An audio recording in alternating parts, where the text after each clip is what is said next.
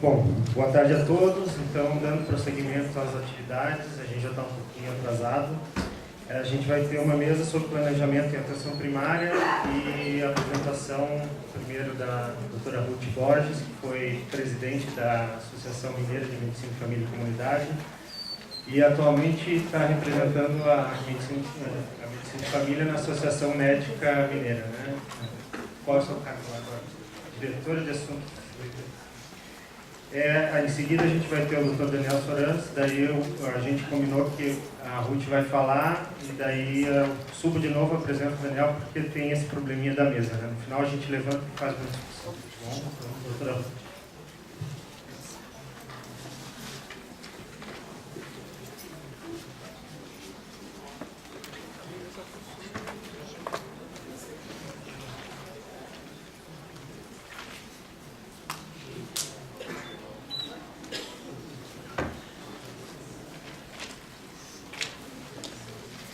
Gente, boa tarde.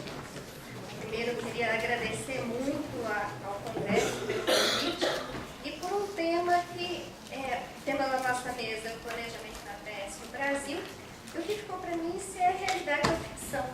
Eu gostei muito do tema, até porque eu fiquei na dúvida. E até agora eu continuo na dúvida para poder responder essa pergunta.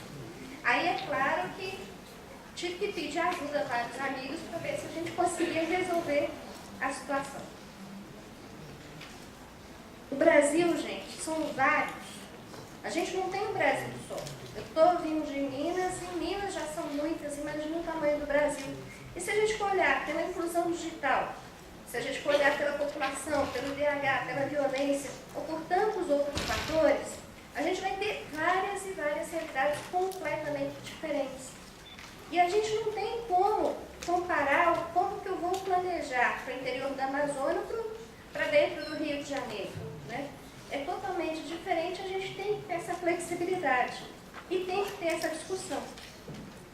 A gente tem que pensar qual que é a realidade, aonde que eu estou, né? Quem é a casa que eu visito, como que ela está estruturada, quem é essa população, como que ela se organiza. Se a gente não tiver isso, como que eu vou planejar? É diferente eu planejar numa favela para planejar uma população ribeirinha, né? Que eu vou gastar, às vezes, um dia para poder vacinar uma família por conta da distância de barco. Ou então, a questão da violência, que eu tenho horários que eu não posso sair, porque eles telefonam avisando que vai ter, né, às vezes, em algumas áreas que eu trabalhei, que ia ter tiroteio naquele horário, então não saia neste horário, fique dentro do centro de saúde. É diferente. É diferente qual é a estrutura física que eu tenho. Aqui, em homenagem ao Rio de Janeiro, lá em cima, né? Aqui tem Minas, tem espalhado no Brasil todo. Aqui eu tenho uma unidade, essa aqui de cima, que são 8 equipes de uma unidade só. Né? Então, toda estruturada, eu tenho atrás outras pessoas que podem, se faltar aquele médico, eu tenho quem pode. Tem outras aqui que é um médico por cidade. Né? Então, como que eu vou pegar? Minas Gerais são 853 municípios, 70, mais ou menos 70 deles têm mais de 50 mil habitantes, todos os outros têm menos. E com isso, às vezes, é uma equipe ou duas equipes. Então, como que eu planejo nessa situação? Quais são as ferramentas que eu tenho? Eu tenho prontuário eletrônico, que é de qualidade que facilita demais, ou não tenho? Né? Eu tenho exame. Eu trabalhei numa outra cidade em que o raio-x ficava a 1 hora de distância quando dava passagem de carro ou então 1 hora de barco. Então você vai pensar muito mais para poder solicitar uma radiografia ou fazer um exame laboratorial. Qual que é o medicamento? Eu tenho recurso? Quais são esses recursos que eu tenho? Se eu estou querendo trabalhar, que o diabético tem que fazer uma avaliação de fundo de olho uma vez por ano, eu tenho um oftalmologista a qual distância? A mais de 300 quilômetros, que é onde eu trabalhava? Eu vou mandar todos os meus diabéticos ou eu mesmo vou fazer sem dilatação no meu consultório? Eu estou capacitada para isso ou não estou? O que eu tenho? Como que eu posso organizar? Posso planejar? Posso. A gente planeja. Só que a gente tem que planejar de acordo com cada uma das realidades. Não existe receita de bolo para poder falar, a PS bem planejada é assim, assim, assim. Tem para aquele local, naquelas situações. Eu tive a oportunidade nos últimos anos de visitar e estar com médicos de mais de 200 cidades do interior de Minas. Que é muito pouco pelo tamanho do estado, mas já é um número considerável. Eu nunca consegui encontrar duas equipes que funcionassem exatamente iguais. Nem na mesma cidade, nem imagina no estado. Quando a gente trabalha, a gente tem que pensar, eu vou planejar, vou. O que eu tenho que planejar? O controle dos hipertensos daquela área aqui. Agora são os grupos que eu vou planejar? Não, é a alimentação, não, é a saúde do idoso. E a tuberculose e a hanseníase? Eu vou planejar as doenças ou vou planejar as saúdes? A saúde do idoso, a saúde da criança, a saúde da mulher. Eu vou planejar a equipe, são as ações comunitárias. O que eu tenho que planejar?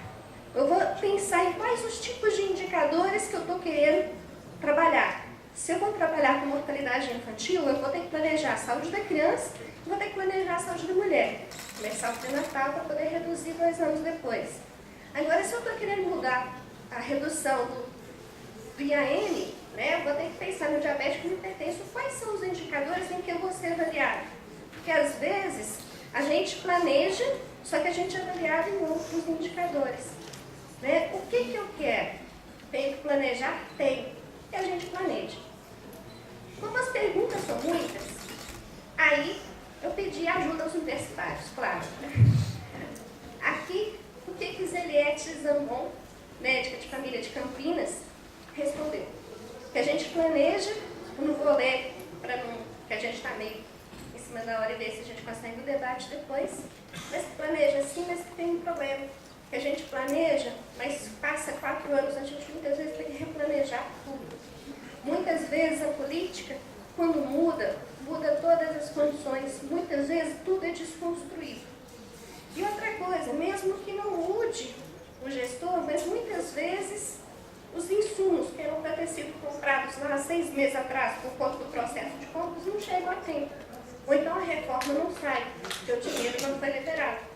Então, que muitas vezes a gente tem que planejar, a gente tenta colocar, e que depois vem novas diretrizes, vem novos indicadores, e a gente tem que replanejar, refazer. E que não pode, uma coisa que não pode faltar é a preparação da gestão, principalmente municipal, porque medicina de família está ligada ao município. E que muitas vezes os nossos gestores, secretários de saúde, né, ou do primeiro nível, então, os gerentes das unidades não têm preparo para poder trabalhar com o planejamento. E que a gente tem que trabalhar isso. Que a gente tem que pensar nos bens, nos insumos, na parte física e no que vai durar depois daqueles 4 anos. Aí quem me respondeu foi Fabiana Prado, médica de família da Uberaba, Triângulo Mineiro. Aqui ela está com o João Batista, eu vou falar dele depois. E ela virou para mim e falou o seguinte, olha, a PS a gente tem que planejar assim, mas no que você está pensando? Qual a perspectiva da gestão, do ensino, do profissional? Eu falei, aprendi mais um, né? Vamos pensar um pouquinho juntos. Perspectiva do ensino. A gente foi mudado, a COBEM fala que a gente tem que colocar a PS em todo o ensino da medicina, mas realmente está sendo colocado? Como que tem sido essa inserção? Os profissionais que estou recebendo na ponta estão preparados para isso ou não? Muitas vezes, quando eu sou professora universitária, os nossos alunos vão desde o primeiro período ao centro de saúde, mas com um bom preparo do professor e do supervisor. Muitas vezes não tem isso. E muitas vezes vai desestimular o aluno de acordo com o jeito que ele encontrar lá na ponta. Tem um outro problema que muitas vezes as faculdades, normalmente federais, têm mais dificuldade para ter médicos de família dentro do seu corpo, né, de professores.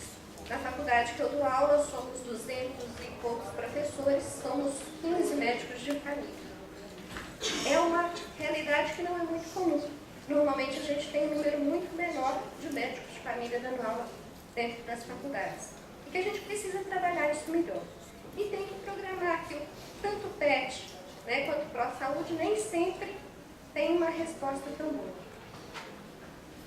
Quando a gente pensa na gestão, principalmente pensando na gestão no interior, a gente tem que ainda ter muita atenção para os problemas agudos, para o que está acontecendo, que é o que vai reclamar no jornal, ou então o que vai chamar a polícia. É aquele que o gestor muitas vezes está preocupado. Né? Que é aquela história de apagar incêndio, que muitas vezes está centrado no profissional médico, e não centrado na equipe. Que algumas vezes tem pouco espaço na hora do planejamento para poder trabalhar a educação da comunidade, né? Educação e saúde. E muitos lugares falta ainda plano de cargos e salários. Infelizmente, a realidade que a gente encontra hoje, pelo menos no estado de Minas Gerais, são poucos os locais que têm um plano de cargos e salários bom para o profissional. E que em alguns lugares, em muitos lugares, o planejamento ele teria que ser mais do que para 4 anos. Né? Se eu estou querendo realmente planejar direitinho, eu sei que eu tenho um período de adaptação, eu preciso de pelo menos 8 anos, porque muitas vezes o gestor não vê isso. Ele quer o que vai me dar a volta, nesta ou na próxima eleição. Né? Então, que às vezes não dá o prazo. No caso do profissional, tem planejamento do profissional? Ainda falta reconhecimento do médico de família como o melhor especialista para a APS. A gente fala, o Ministério fala, a ONCA fala, mas muita gente não acredita. Né? Infelizmente, o que a gente vê a nível de contratação de estratégia de saúde da família é que não se tem muita valorização para se o profissional com título é diferente do que não tem título. A gente está sobrecarregado, né? Muitas frentes tem trabalhado normalmente o profissional, ainda não é valorizado financeiramente também, e que tem muito ainda de sobrecarga de trabalho. Talvez até por conta daquela bicicleta que a gente viu lá atrás. Né? E que tem um outro problema também, que o perfil dos profissionais que estão trabalhando na estratégia de saúde da família nem sempre é um perfil, né, adequado para a profissão. E que muitas vezes esse perfil inadequado compromete a classe dos que estão realmente trabalhando. Muitas vezes a gente trabalha, tem um monte de colegas que não tem aquele perfil que a gente gostaria e que atrapalhamos os resultados finais. Esse é Leonardo Savassi. Ele é professor do UFOP, né, lá de Belo Horizonte, e é um pedacinho do artigo que vai sair na próxima revista brasileira. E ele termina esse artigo falando o seguinte, que não pode ser artificialmente produzido por portarias e suas mudanças não vão por quebra de paradigmas. Muitas vezes é pensado certo, é muito planejado a nível de Ministério, Secretaria Estadual de Secretaria Municipal, mas não chega na ponta. Né? Então, muitas vezes tem muitas teorias, mas que na hora da prática, lá na frente do paciente, acaba não chegando. Trazendo Minas, eu trouxe alguns dos que têm planejado muito a nível de Minas Gerais, tem muita coisa muito boa acontecendo, tem alguns que têm trabalhado, a gente tem, aqui está o João Batista, que eu falei de novo, com o Programa de Educação Permanente do Estado, que são encontros presenciais de grupos de 8 a 10 médicos, no interior são 3.700 médicos, assim, é quase que todos os médicos do Estado têm encontros presenciais dentro do horário de trabalho, são 16 horas por mês, né, para trabalhar em educação permanente. Tem o Eugênio Velasco, que fez um trabalho muito legal com o plano diretor, por exemplo, né, com uma oficina de capacitação para todos os 853 municípios, trabalhando temas como abordagem familiar, como agenda, como acolhimento, etc. Né, tem o transporte sanitário, que tem muita coisa planejada e acontecendo. A gente tem a tese de doutorado do Elvésio, que está aqui, que atualmente está no Ministério, uma estratégia de doutorado, foi planejando a saúde de Belo Horizonte, uma tese muito interessante. Então tem muita coisa que ela pensar e acontecer no nível de Ministério, a nível de Secretaria Estadual, muitas vezes a nível de Secretaria Municipal. Mas, às vezes, entra em dissonância com quem está lá na ponta. Às vezes por falta de interesse, ou então porque às vezes tem um fio chamado Secretaria Municipal em alguns pontos. Tem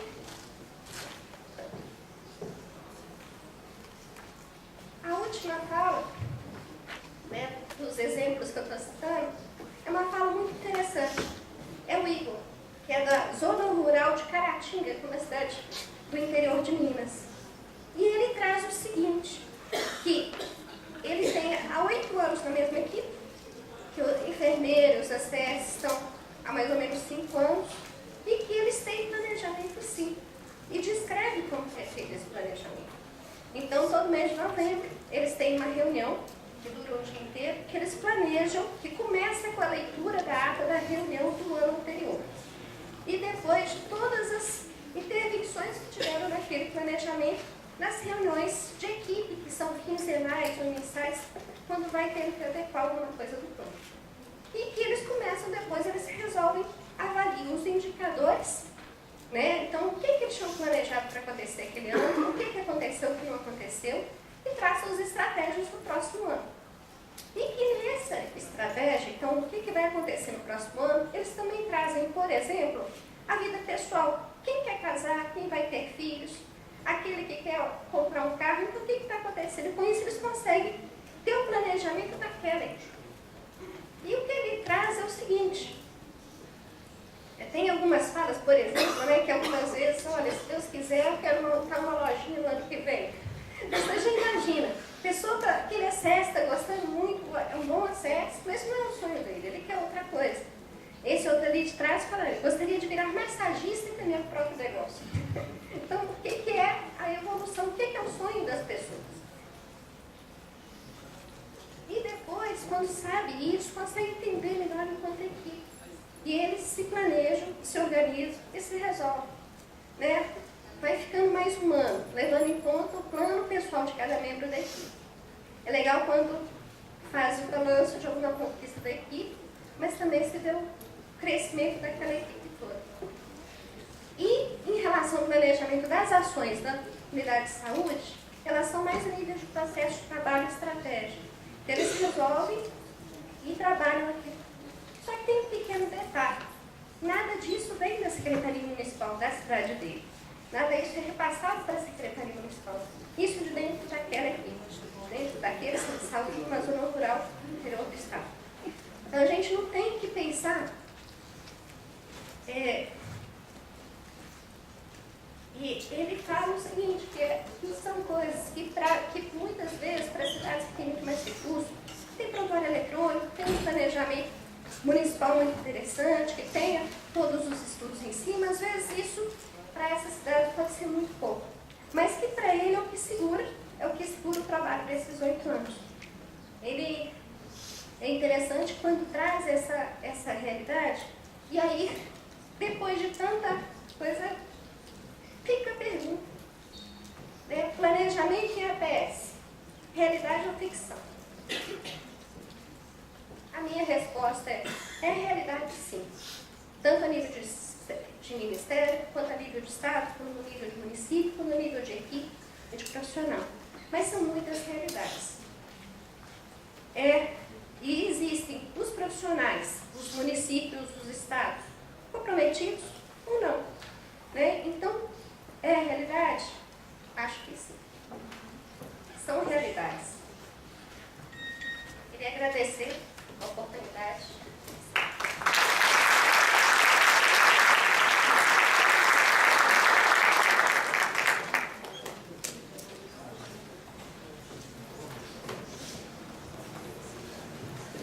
Obrigado, Ruth. Eu esqueci de explicar no começo, né? A doutora Joana, ela estava prevista para ter uma apresentação, ela teve um imprevisto, não pôde vir de Vitória, então por isso que a gente ficou só com a Ruth e com o doutor Daniel. Então eu queria apresentar nosso subsecretário de Promoção à saúde, atenção primária e vigilância, Dr. Daniel Soranz, é o nosso motor de toda essa revolução, né, que está sendo feita no Rio de Janeiro. Ele vai falar um pouquinho para a gente dessa experiência dessa mudança, né, na atenção primária do município.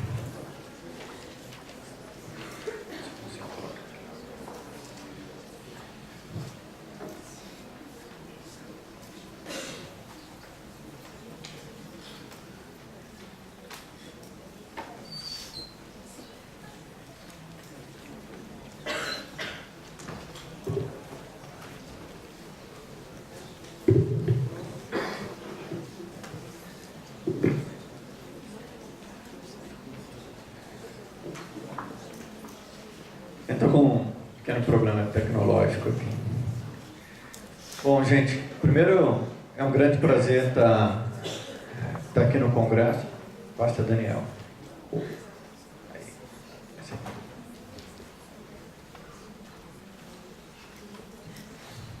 E é com muita honra, muita satisfação aí que eu agradeço o convite do Núvio, e da Andréia, do Oscarino e de toda a comissão organizadora do Congresso.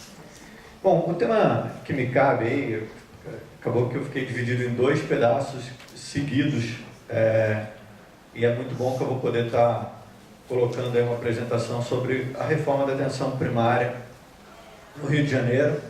E quando me chamaram para falar do planejamento da atenção primária, primeiro me deu um pouco de nostalgia, assim, deu matar a saudade do planejamento que eu fazia no dia a dia com as equipes de atenção primária, na organização da agenda, do planejamento para a gente fazer uma busca ativa das principais agravos que precisam das nossas ações, da busca às crianças que não tinham vacina em dia, ou na busca das mulheres que não vinham fazer o copo citológico, e a organização desse processo de trabalho. Fiquei todo feliz e comecei a trabalhar esse assunto na cabeça, mas aí eu vi que não era, é mesmo o planejamento estratégico mais macro da gestão da Secretaria, que também me orgulho muito, vou gostar muito de poder estar apresentando aqui para vocês. Eu vou me permitir no início contar um pouquinho de uma historinha aí que todo mundo já conhece sobre a cidade do Rio de Janeiro, e todo mundo já sabe, mas não custa lembrar. Rio de Janeiro, em 2008, piores indicadores de saúde do país.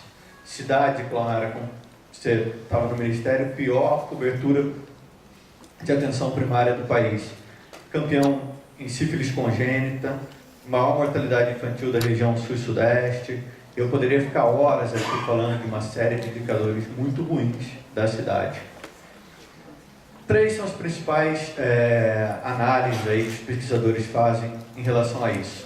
A primeira delas houve um erro de planejamento no sistema de saúde do Rio de Janeiro. Muito se gastou com atenção hospitalar e gradativamente foi reduzindo o investimento em atenção primária. Em 2008, a Secretaria de Saúde do Rio gastava 82% de todo o seu recurso com atenção hospitalar. Principal motivo, erro de planejamento. Principal motivo, orçamento único e sem separação entre atenção primária e atenção hospitalar. E hoje, se eu tiver uma única conselho para dar para qualquer gestor de atenção primária, nunca deixe ter um plano de trabalho único dentro da secretaria. Nenhuma secretaria pode gastar mais do que 70% em atenção hospitalar. Mais do que 70% tem que gastar no mínimo 70% em atenção primária. Não é sustentável um sistema de saúde que gasta mais de 30% em atenção hospitalar. Eu vou estar falando isso aqui, e eu estou falando em relação a município, não do governo federal e outras esferas de governo. Bom, nosso planejamento estratégico da Secretaria foi dividido em 4 eixos, um para cada ano.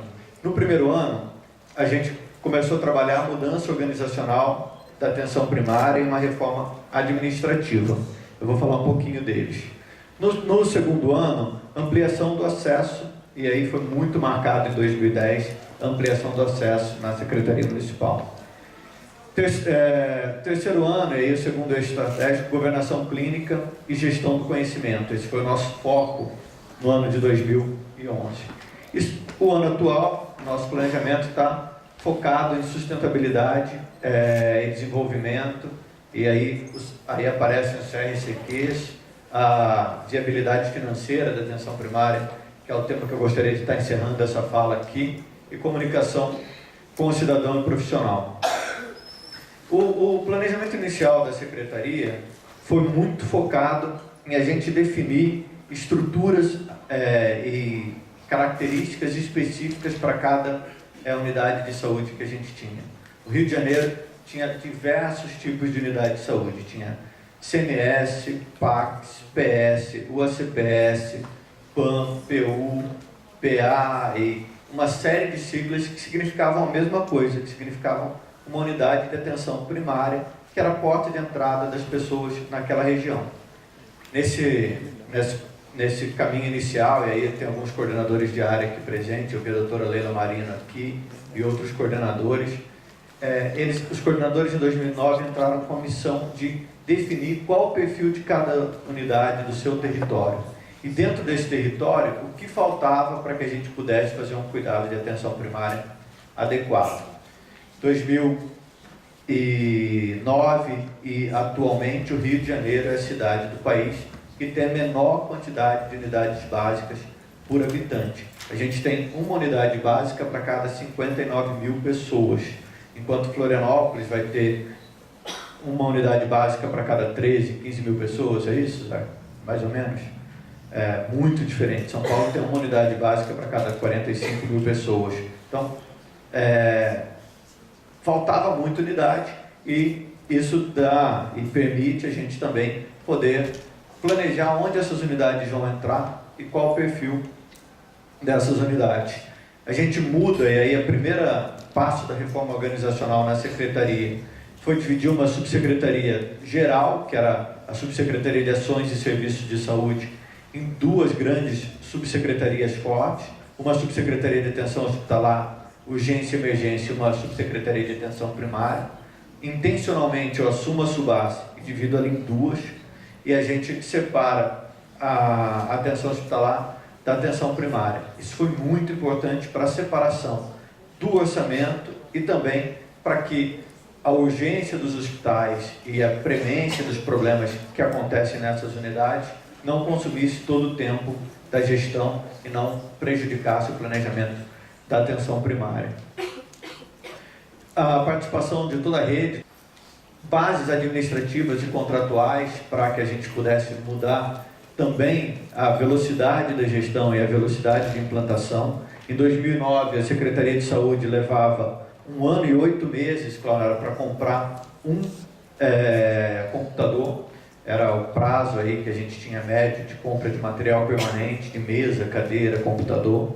E a gente não tinha esse tempo de gestão.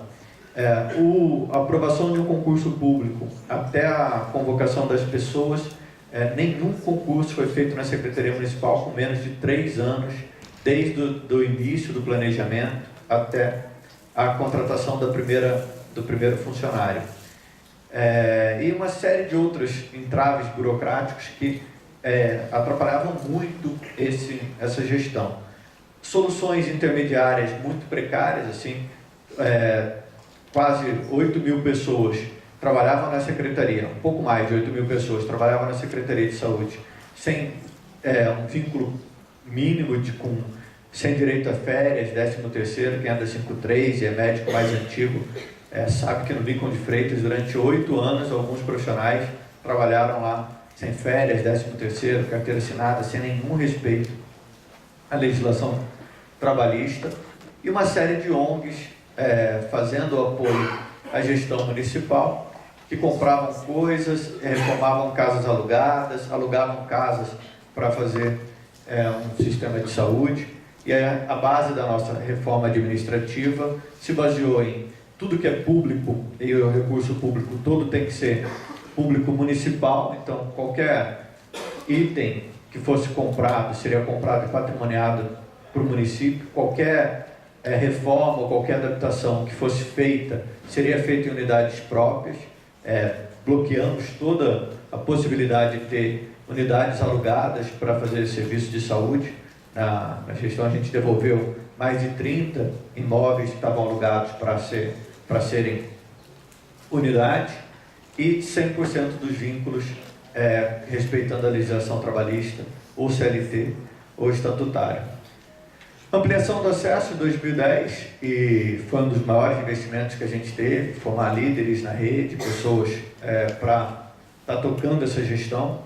Melhoria da acessibilidade, e aí com uma super expansão do acesso. Em 2010 a gente começa a inaugurar uma unidade nova para o final de semana, respeitando o planejamento inicial. Avaliação e monitoramento, a gente começa a entrar com os prontuários eletrônicos e reforça muito os sistemas de informação do que a gente tinha anteriormente, o CIO, o CH. Nesse período a nossa produção dá um pico e dobra em poucos meses, não só pelo aumento da rede, mas também por um aumento da qualidade da informação e uma melhoria da gestão de tecnologia, informação e comunicação. No ano de 2011, a gente começa a trabalhar a gestão da clínica, a gente começa a trabalhar o pagamento por performance. Lá a gente consegue cunhar nos contratos de gestão o pagamento por performance das equipes de saúde da família, com a intenção clara desse pagamento por performance induzir a melhoria da informação, induzir a utilização dos prontuários eletrônicos. Entra para a gestão com muito mais força os OTICs, na gestão do conhecimento e a qualificação dos profissionais. É nesse ano também que a gente começa aí a nossa residência.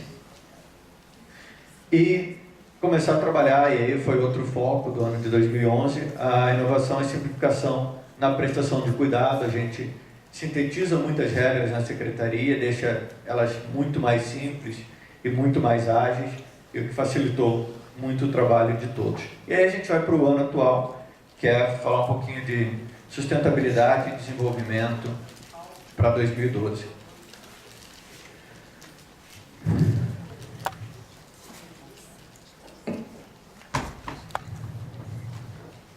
Bom, então, um dos primeiros itens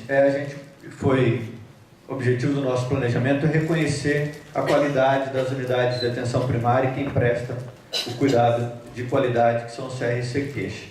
Esse ano, os CRCQs direcionaram as ações dos programas, a coordenação de linha de cuidado toda trabalhou intensamente aí para certificar as unidades que têm um melhor desempenho.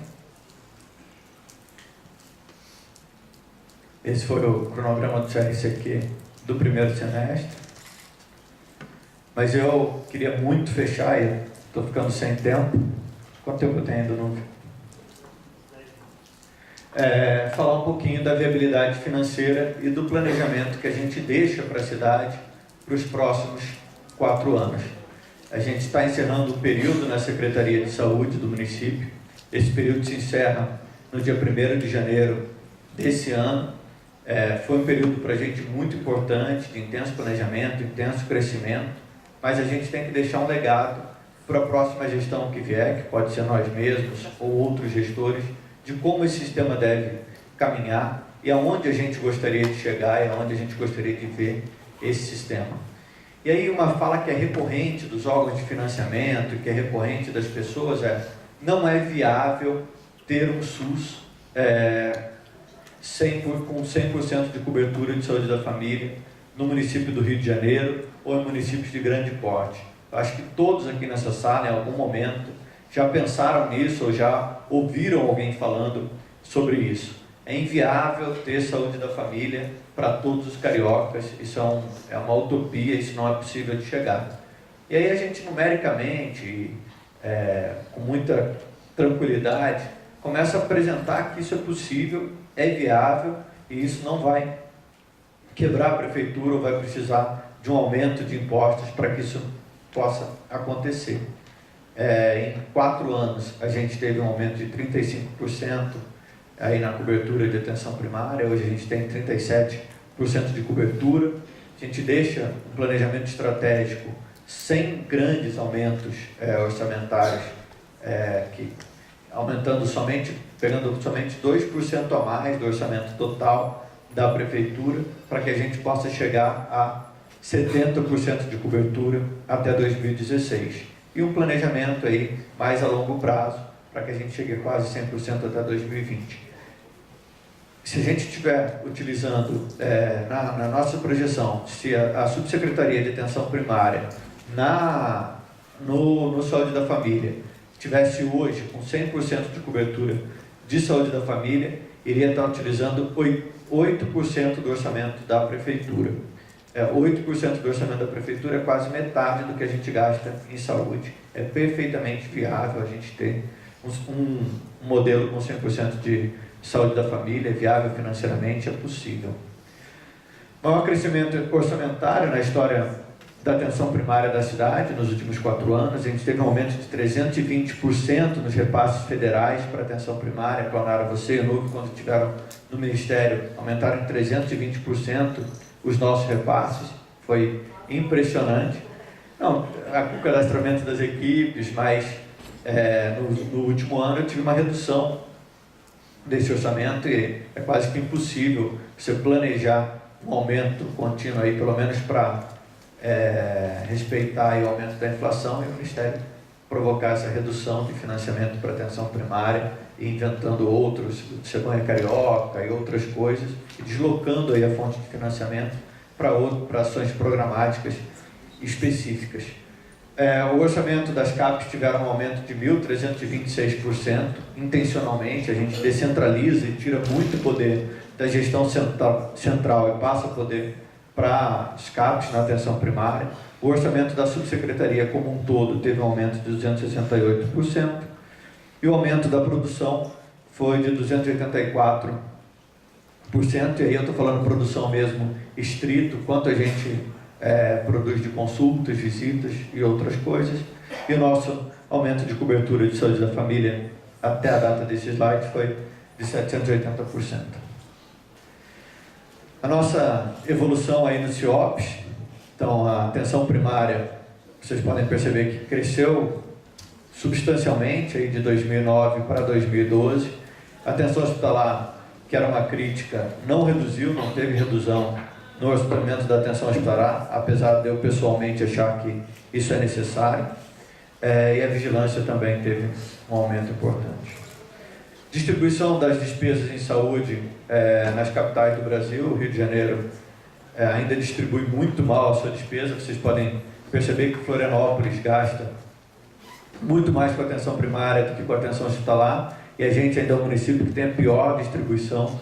Historicamente, a gente ainda vai levar bastante tempo para inverter essa curva.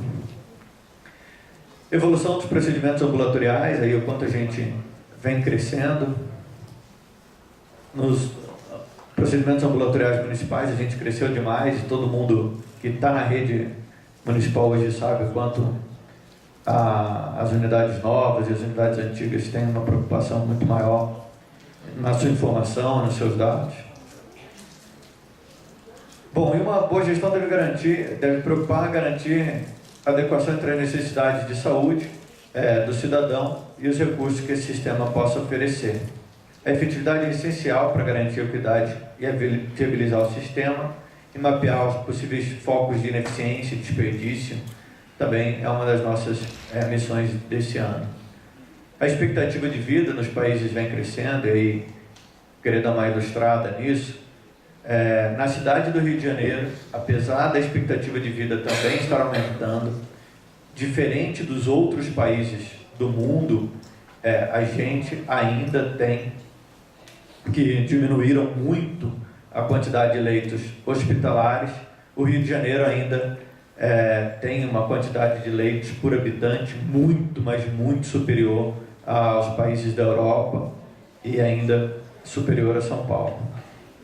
Mesmo assim, algumas pessoas ainda insistem em divulgar que precisa de mais hospital, ou insistem em colocar em seu plano de governo para a cidade, ou seu planejamento para a cidade, a inauguração de mais leitos hospitalares.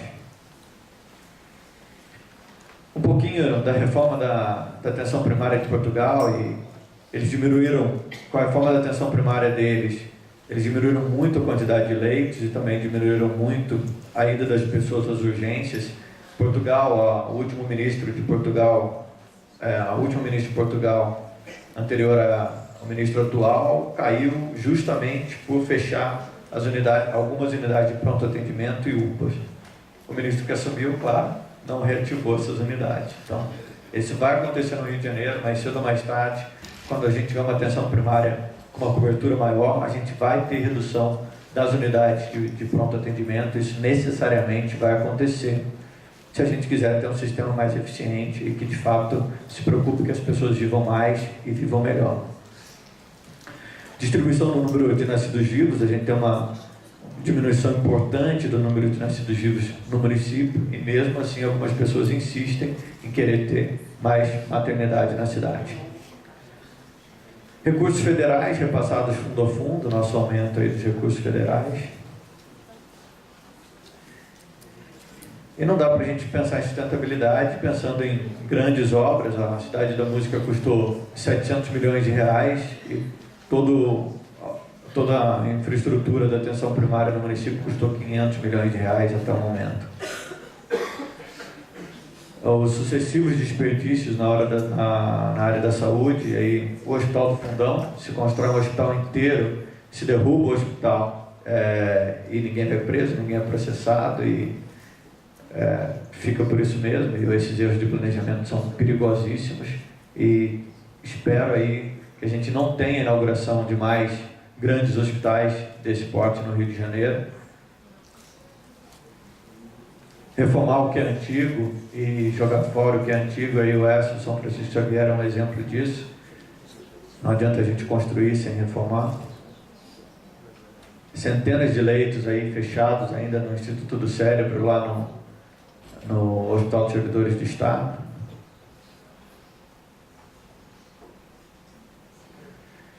E o nosso maior paradoxo, o Brasil, a 7ª economia mundial, 10ª pior distribuição de renda do mundo, 73º no ranking de respeito aos direitos humanos, temos um DH horrível, e aí um pouquinho do que o governo federal gasta com saúde. A gente, enquanto os países da Europa estão gastando aproximadamente 16%, o município do Rio o país está gastando 3%, 3,91% em 2010 com saúde.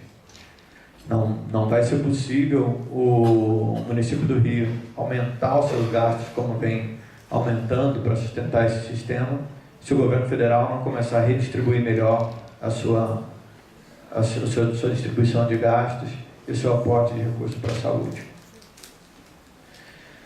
Entramos numa fase no Rio de Janeiro que a gente vai precisar pensar em diminuir algumas estruturas, se a gente quiser ter um sistema mais eficiente, que aconteça com melhor qualidade.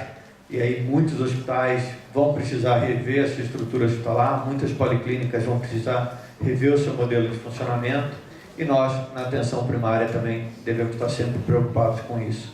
Nessa última semana, a Subsecretaria de Atenção Primária assumiu a regulação ambulatorial, a gente assumiu o CISREG, o que foi muito importante para a gente ter mais clareza do que está sendo pedido. E se a gente não aumentar a resolutividade no nosso nível de atenção, os outros níveis de atenção pouco vão conseguir ajudar que as pessoas vivam mais e vivam melhor, e a gente vai estar consumindo recursos e não estruturando aí a saúde do município como precisa. Para fechar, não podia deixar aí de estar... para fechar, eu gostaria de falar que a gente tem um planejamento com metas financeiras e metas físicas, que eu gostaria que todo mundo que estivesse na nossa rede conhecesse. É o planejamento para a cidade do Rio 2012-2016, é só procurar no Google, está disponível na Casa Civil. É o que a gente deixa de legado aí para a próxima gestão, é o que a gente gostaria de ver acontecendo na próxima gestão, e é o que eu gostaria de deixar de planejamento para o próximo subsecretário de Atenção Primária do Rio. Gostaria muito que todos acessassem, todos pudessem ter acesso a eles, e é claro que muitas críticas ou muitas sugestões ainda vão precisar ser feitas para que ele evolua e fique perfeito.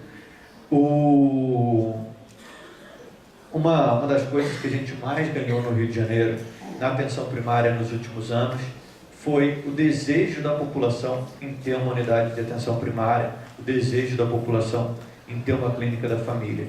Isso a gente pode deixar com muito orgulho. As pessoas hoje no Rio de Janeiro têm como principal pedido político para quem define as estratégias para o sistema de saúde, para quem tem a decisão final, ampliar ou ter uma equipe de saúde da família. Hoje, o principal pedido para o gabinete do prefeito e para a Câmara dos Vereadores é ter uma equipe de saúde da família.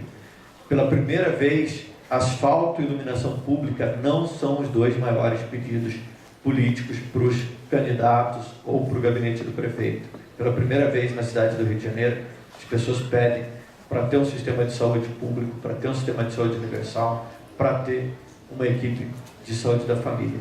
Essa mudança da visão das pessoas, essa mudança não só de um modelo de saúde privada, de saúde suplementar, para um modelo de saúde pública, para um modelo universal, que por si só já é muito importante, mas essa mudança das pessoas em deixar de pedir uma UPA, um hospital ou vários especialistas diferentes e pedir uma equipe de saúde da família e pedir uma clínica da família, foi conquistada aí por cada um de vocês, por cada um dessa equipe, e queria muito aproveitar aí que eu tenho a oportunidade de estar com grande parte da rede para agradecer, porque foi uma conquista que não tem preço e que certamente vai gerar muito impacto em indicadores para a população carioca.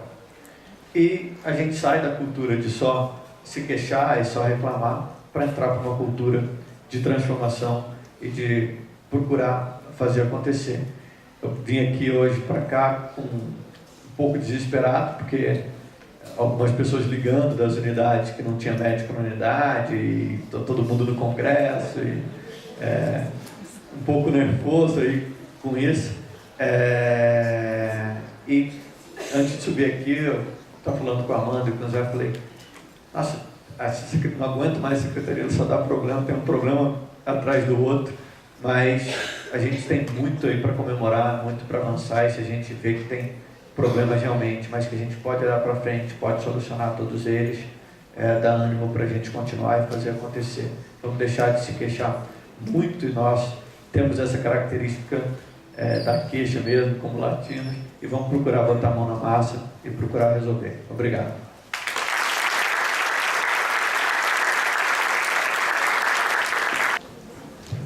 Bom, a gente está um pouco atrasado, então a gente vai chamar rapidinho a Ruth, vamos sentar aqui, assim, um espaço para 3 perguntinhas para a gente ter o tempo do coffee break, tá bom? Então quem tem pergunta já levanta a mão, que a gente já começa. Se alguém tiver pergunta, né? Alguém gostaria de perguntar alguma coisa?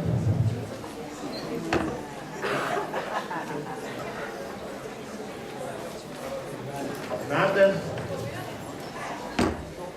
O pessoal está querendo tomar café, né? Pessoal. Tem lá.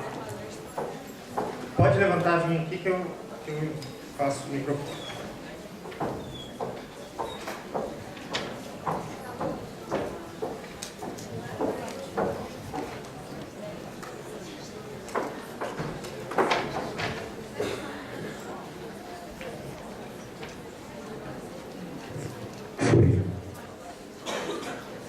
Uma pergunta para a doutora. Meu nome é Fred, sou de família, com especialidade em medicina de família, né, residência médica. A respeito da medida provisória de 2010, né, que quem tinha a especialidade, né, estavam tentando dar um estímulo, né, até para as pessoas fazerem a residência médica, né, visto em todas as entidades de saúde da família, né, brasileiras e fora do país. É que a resolução do médico de família ela era importante, né? Ele conseguia uma resolução melhor. Como é que está isso, essa verba, esse estímulo para o médico de família? Está andando, estagnou mesmo? Como é que ficou?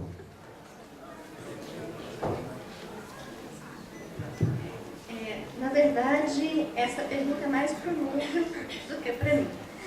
O que a gente tem visto é que a nível de ministério, não foi para frente, foi uma decisão, né, antes da mudança do Ministério, mas que em muitos lugares tem pagar. Né? Então, por exemplo, Belo Horizonte, né, quando tem o título, você recebe mais. Você sobe o plano de cargos e salário, você sobe por ter o título. Mas, bom, essa foi uma portaria que a gente fez no final da última gestão, era eu e a Clanara, eu estava como coordenadora, era a Clanara como diretora, que pagava um valor a mais para as equipes da família que contavam com médicos de família e comunidade, seja por título ou por residência. Infelizmente, quando teve a mudança de gestão, se decidiu por descontinuar e a conversa no Ministério para que isso seja retomada é muito difícil. Uma das coisas que a gente vai brigar agora, com a mudança da diretoria da sociedade, na verdade a diretoria atual também estava lutando por isso, mas a gente vai intensificar a luta, é para que o Ministério da Saúde como um todo sinalize de alguma maneira que o médico mais adequado para estar atuando na atenção primária é o médico de família e comunidade. É claro que isso o ideal que se sinalize, que os gestores dão valor, né, na hora de sinalizar é algo valorizando financeiramente, mas também algumas outras ações na valorização da residência, algumas outras coisas que a gente vai brigar. Então é uma coisa que é um projeto para os próximos anos, a gente está brigando por isso e a imagem objetivo que a gente tem é, quem sabe, chegar e estabelecer uma data limite para que todos os médicos de família, para que todas as equipes da família tenham que ser formadas por médicos de família e comunidade. Porque quando você vai num hospital ou em algum outro serviço, por exemplo, vai num serviço de pediatria, tem que ser um pediatra que atende lá. Por que na atenção primária não precisa ter uma formação de atendente? Então a gente luta para que no prazo que a gente gostaria que fosse no máximo 10 anos, todos os médicos tenham que ser médicos de família, seja por título, seja por residência. Isso não quer dizer que a gente vai esquecer os médicos que já estão trabalhando na rede, a gente vai ter que qualificar esses médicos e transformar eles em médicos de família também. Então há uma preocupação da sociedade, mas a discussão com o Ministério é difícil na maioria das vezes nesse sentido. Mais alguma pergunta? Até para tirar uma outra dúvida também, né? A nível de residência médica nacional, né, a adesão ainda é baixa, aumentou, né, mas ainda é baixa. Visto que são poucas pessoas que querem realmente fazer medicina de família, como o meu caso, que eu sempre quis fazer. Em relação assim, o que a gente via, né, o profissional que é o recém-formado, que não acaba passando para as outras residências, né, ou o profissional que já está, né, aposentado, ele acaba fazendo, né, ou está querendo ali, de repente, ficar no meio termo, como ela falou, que a gente precisa trabalhar todo mundo como igual, né, todo mundo fazer um trabalho, de repente, no mesmo padrão. Então, assim, a gente tem visto também, como eu tinha falado, a residência de outras especialidades, as pessoas tentam, né? Outras especialidades não acabam fazendo porque é mais tranquilo, mais fácil entrar na saúde da família, que a gente tem visto, né? Então, de repente, o Ministério pensar nisso também para atrair mais médicos de família, né? Mudar, de repente, a estratégia também para poder estar alocando mais médicos de família na atenção primária. Comentando sobre isso, a grande razão hoje para a gente ter esse grande número de vagas que não são preenchidas na residência é a falta de um norte dizendo que para se atuar na atenção primária precisa ser médico de família. Então, enquanto a gente tem alguns municípios que valorizam isso, um grande exemplo aqui é o município do Rio de Janeiro, que paga um diferencial de uma quantia bem boa para quem tem a formação para atuar na área.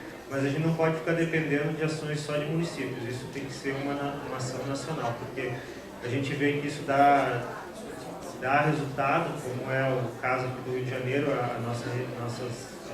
as 4 residências que tem um nível de preenchimento de vagas bem mais alto que o resto do país, mas isso tem que ser reproduzido no país como um todo. Então a gente tem lutado, tem várias ações pontuais para trabalhar isso, mas enquanto o Ministério não apontar claramente que o médico adequado para atuar na atenção primária é o médico de família, a gente vai continuar lutando e só correndo atrás disso.